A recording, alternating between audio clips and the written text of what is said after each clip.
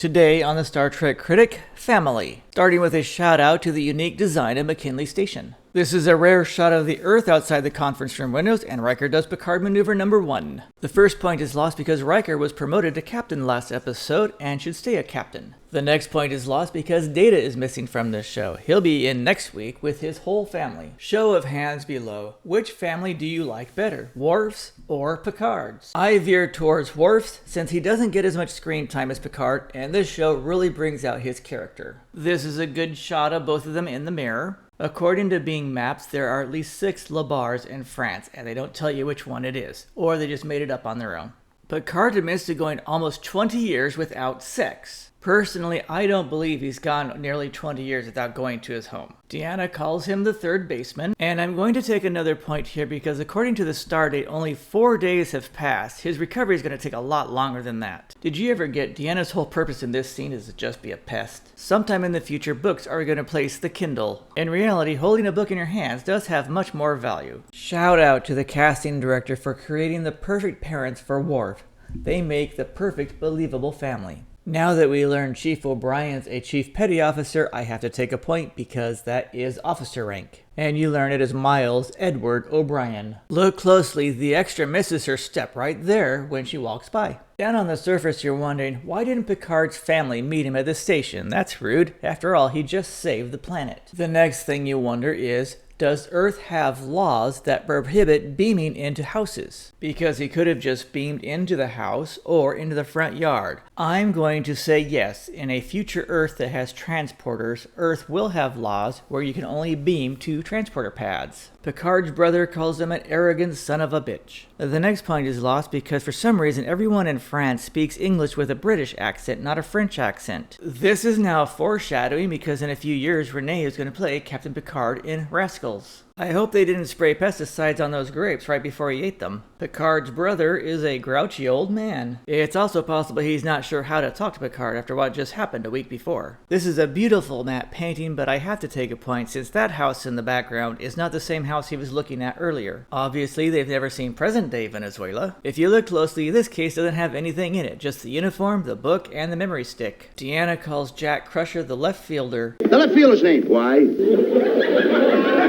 I bet thousands of parents watched this show and got inspired to make videos for their kids. She says Jack never had the chance to make more, but I think he just kind of drifted away from the idea. Because Wesley was 5 years old when Jack died. Wesley is a mom. She's going to say this until Wesley's like 80 years old. As usual, the camera will follow an extra until the actors come in. The next point is lost because Geordi has less than 5 lines in this show. And if you notice, the prop department left a lot of props laying around to simulate the ship being under repair. A quick shot of mother and son. 300 years in the future, the Picards have a wood-burning fireplace. That will piss off woke liberals everywhere. Robert is a grump.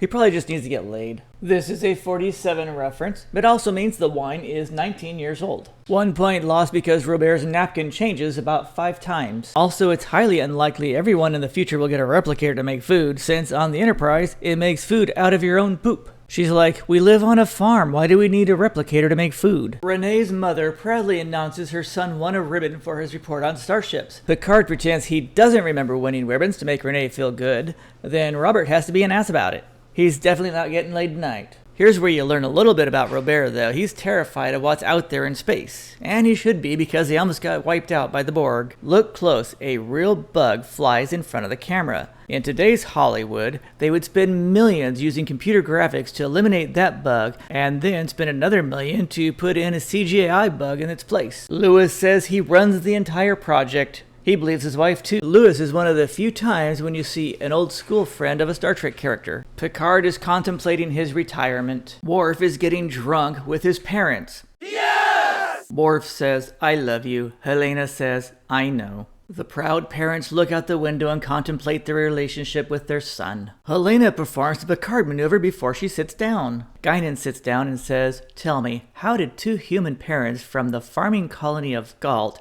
manage to adopt an orphan Klingon boy on Khitomer after it was wiped out by the Romulans at a time when the Federation and Klingons didn't get along?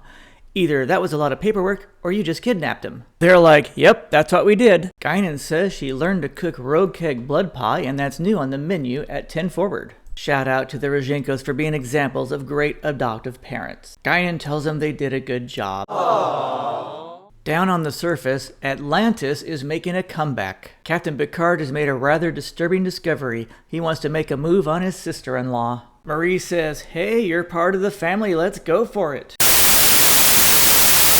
Picard says, "Thanks, Marie. That made me feel like part of the family." Louis says, "They want you." Of course, the Borg wanted him too, so that's probably not the line he should have used. Jean-Luc turns down Louis's opportunity of a lifetime. Back on the ship, Wesley doesn't understand his mother and then calls her the left fielder. The director of this show loves having characters in mirrors. Of course, that's the only reason Worf would have his chair in his mirror right next to his door. Helena came to tuck him in. The Rozhenkos have a wonderful family bonding moment. Then Worf says, "By the way, you have a grandkid you don't know about." Look closely. There are 2 wine glasses, and the chair is already pushed out so Robert doesn't have to do it himself. Robert decides to be a horse's ass one more time. He wants to know, what did the aliens do to you up there? When they took him up in the spaceship, the aliens abused him sexually.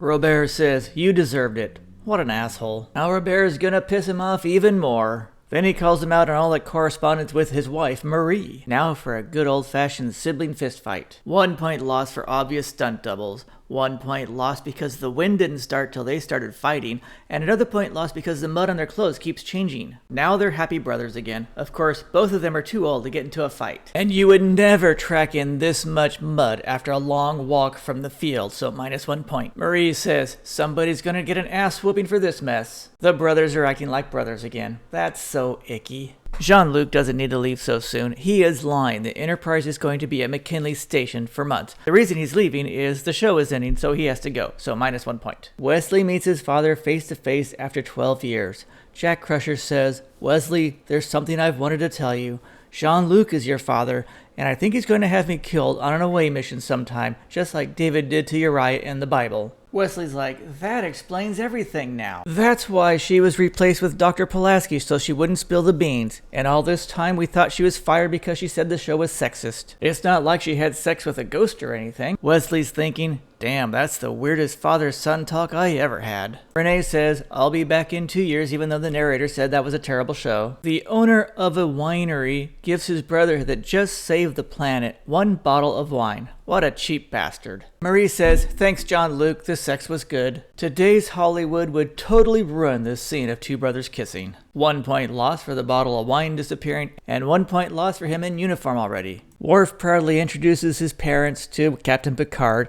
and sadly, these 2 never got a sitcom of their own. It would have been funny. Down on the surface, Marie is telling Robert, "I bet some woke liberal in Hollywood who saw our wood-burning fireplace came up with the idea of you and Renee burning to death."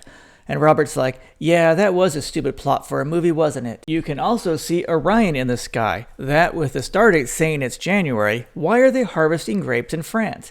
Either the writer screwed up or climate change is real, which means the writer screwed up, so -1 point. So who were the family members? Doug Wirt will be back a few more times. He is also on Stargate with SG-1 and several soap operas. David Birkin will also be back in Season 6. He was also on Les Miserables, Our House, and The Ninth Cloud. Dennis Krager was a stage manager for the play The Elephant Man. He also had a small part in the Elephant Man movie, Matlock, and Superman 4. The late Georgia Brown had 2 Tony nominations for Nancy in Oliver and Mrs. Peachum in Three Penny Opera, and has 45 screen credits including Cheers and Murder, She Wrote.